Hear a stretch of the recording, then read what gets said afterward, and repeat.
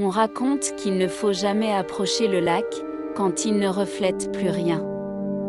20 ans. C'est le temps qu'il m'a fallu pour revenir à Brise-Ciel. Mon père est mort ici, noyé dans ce que les habitants appellent le lac éteint. Un endroit qu'on disait maudit depuis toujours. Sa maison, au bord de l'eau, m'appartient désormais. Vieille, humide, isolée. Comme si le temps lui-même l'avait abandonnée.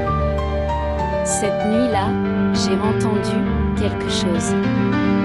Des voix, faibles, étouffées, venues du lac. Elles murmuraient mon prénom.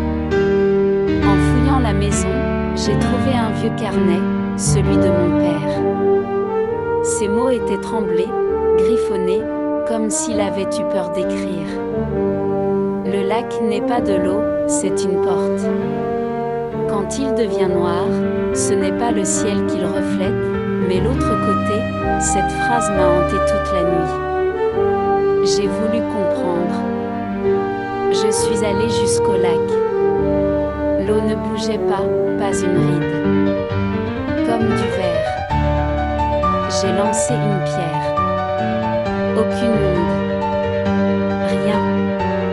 Et puis, je l'ai vu. Mon reflet. Mais, il a cligné des yeux avant moi. J'ai reculé. Impossible. Je sentais pourtant son regard me suivre, même quand je détournais le mien. Le lendemain, une vieille du village m'a montré une photo. Des enfants jouaient au bord du lac, dans les années 80. Et parmi eux, moi. Et un autre garçon, identique.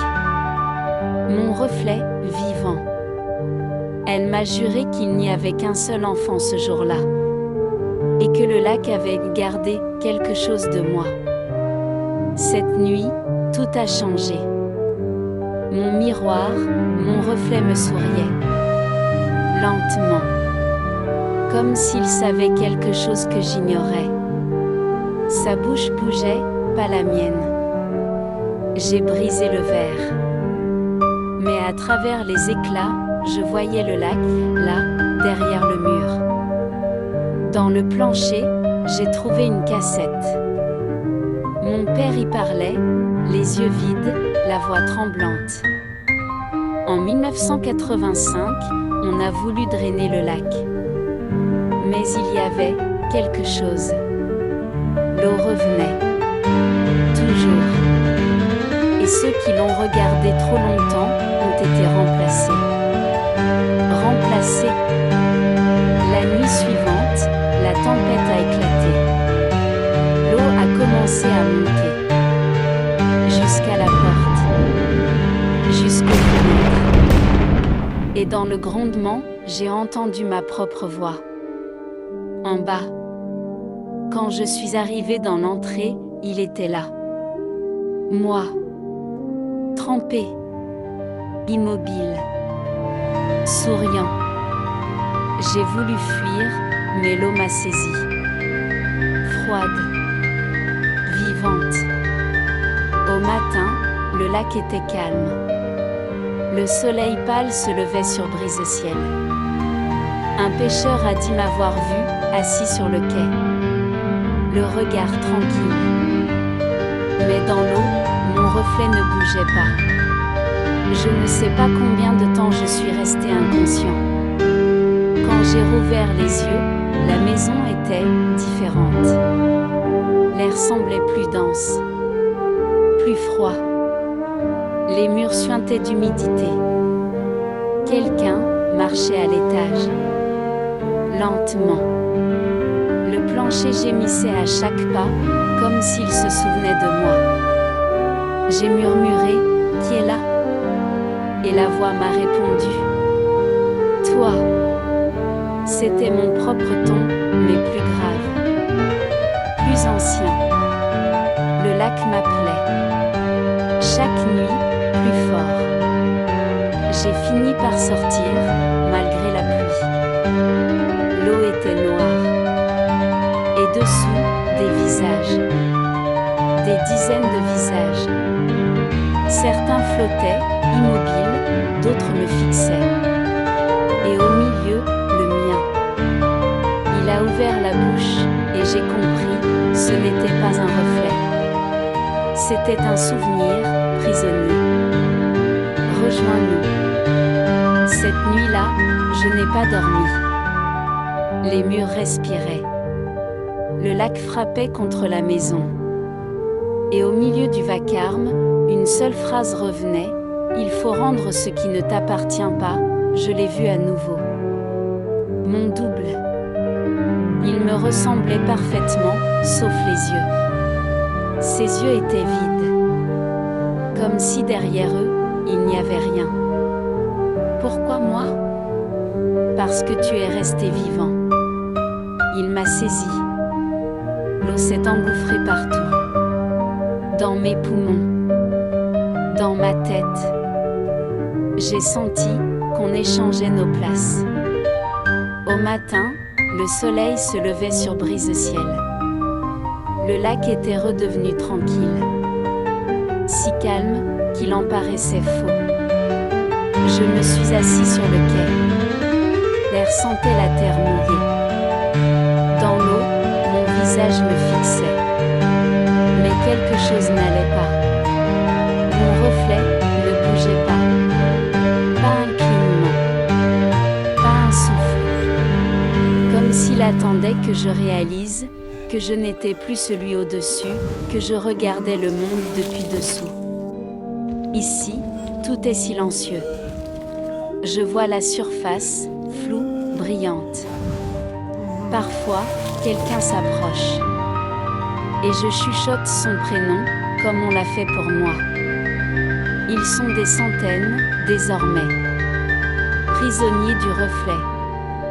Chaque visage, une vie volée. Chaque sourire, une invitation. Le lac n'est un rien. Il garde tout. Il nous garde. Si un jour, tu regardes ton reflet dans l'eau et qu'il te regarde avant toi, cours. Avant d'entendre cette histoire, réfléchissez bien. Car certaines pièces ne veulent pas qu'on parle d'elles. Elles attendent dans le noir, patientes, comme si elles savaient qu'un jour, quelqu'un oserait enfin les écouter. Cette maison abrite une chambrée que personne n'aurait dû ouvrir. Une chambre qui répond quand on frappe. Et qui, parfois, répond même quand vous ne dites rien. Clara arriva devant la maison de sa grand-mère un soir de pluie fine. Une demeure victorienne, massive, immobile, comme si elle retenait son souffle depuis des années. Au moment où elle posa la main sur la grille, le vent s'arrêta. Le silence devint profond, presque pesant. Elle aurait dû comprendre. La maison la regardait. Elle l'attendait. Dans le bureau du notaire, Clara reçut un trousseau de clés. Certaines étaient récentes. Mais l'une était différente. Une clé noire, en métal froid, qui semblait absorber la lumière. Le notaire hésita avant de parler. Votre grand-mère disait qu'il ne fallait jamais ouvrir la dernière porte du couloir. Clara sourit. Mais au fond, elle sentit un frisson remonter le long de sa colonne vertébrale. La première fois qu'elle monta l'escalier, Clara sentit quelque chose d'étrange.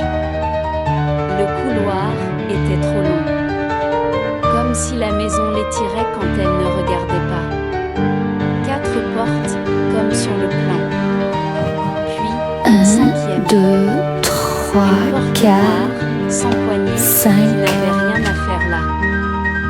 La clé qu'elle tenait dans sa main semblait vibrer faiblement, comme attirée.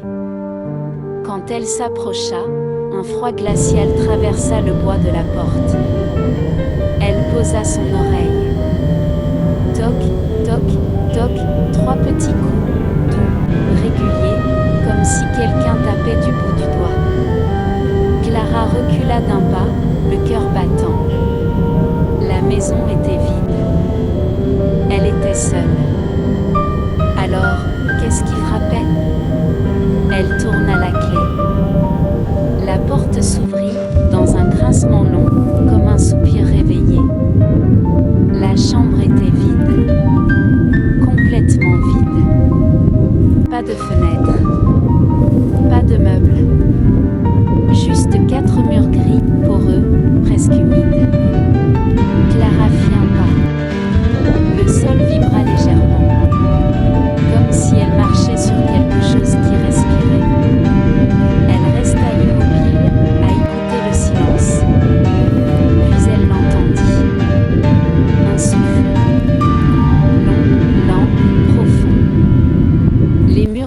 gonflait puis se dégonflait, à peine perceptible, comme un poumon gigantesque qui reprenait vie. Clara étouffa un cri. Elle referma la porte et s'enfuit en tremblant. Mais la maison venait de la reconnaître. Le lendemain, elle fouilla le grenier. Elle trouva des albums anciens, couverts de poussière. Sur une photo, la porte interdite avait une petite fenêtre. Une fenêtre aujourd'hui disparue, clouée, de l'intérieur. Sur une autre photo, Clara distingua des silhouettes floues derrière la vitre. Et un détail la glaça, les silhouettes frappaient contre la paroi. La nuit suivante, la maison sembla se refermer autour d'elle. Les murs craquaient, grondaient, comme si quelque chose rampait à l'intérieur. Clara s'approcha de la porte noire. Lentement. Trop lentement. Elle colla son oreille, et une voix chuchota, mais si proche qu'elle sembla murmurer directement dans sa tête. Il fait noir, ouvre-moi. Une voisine âgée lui révéla ce que sa grand-mère avait toujours caché. Ton grand-père n'a jamais quitté cette maison. Elle expliqua, la voix tremblante, ils ont essayé d'enfermer la chose dans cette chambre. Mais la pièce a mangé ton grand-père avant eux. Clara sentit sa gorge se nouer. L'histoire devenait trop réelle. Clara retourna dans le couloir, la clé noire serrée dans sa main. La porte respirait. Oui, respirait réellement. Le bois se gonflait et se contractait, dans un souffle lent, malsain, animal. La voix murmura de nouveau, « Tu es là, je t'attendais. » Quand elle ouvrit la porte, la pièce n'était plus vide. Les murs palpitaient, tels des organes vivants. Des veines sombres serpentaient entre les fissures. Et au centre du mur du fond, un visage. Des yeux ouverts. Une bouche figée dans un cri silencieux. Son grand-père. Toujours vivant. Toujours prisonnier. La bouche fusionnée au mur s'ouvrit légèrement. Et dans un souffle à peine audible, Clara entendit, avant qu'elle ne te prenne, mais elle ne put bouger. Ses jambes tremblaient. Sa gorge se serra. La pièce respirait plus vite. Comme excitée. Comme affamée. Des bras difformes, faits de chair et de pierre, jaillirent du mur. Ils saisirent ses poignets, ses jambes, sa taille. Clara hurla, mais le son se perdit dans la digestion profonde de la chambre vivante. Le mur s'ouvrit comme une bouche béante. Elle sentit sa peau tirer, étirée, comme si chaque fibre était aspirée dans la pierre. La chambre referma ses murs autour d'elle, lentement, délicieusement, comme si elle savourait sa proie. Ses cris devinrent des gémissements étouffés. Puis, plus rien. Le lendemain matin, le couloir était calme. Paisible. Presque accueillant. La porte noire ne bougeait plus. Elle semblait repue. Mais si l'on posait l'oreille tout contre le bois, on pouvait entendre un souffle très faible. Et une voix. La voix de Clara. Il fait noir, ouvrez-moi. La chambre avait choisi sa nouvelle voie. Et elle attendait déjà sa prochaine victime.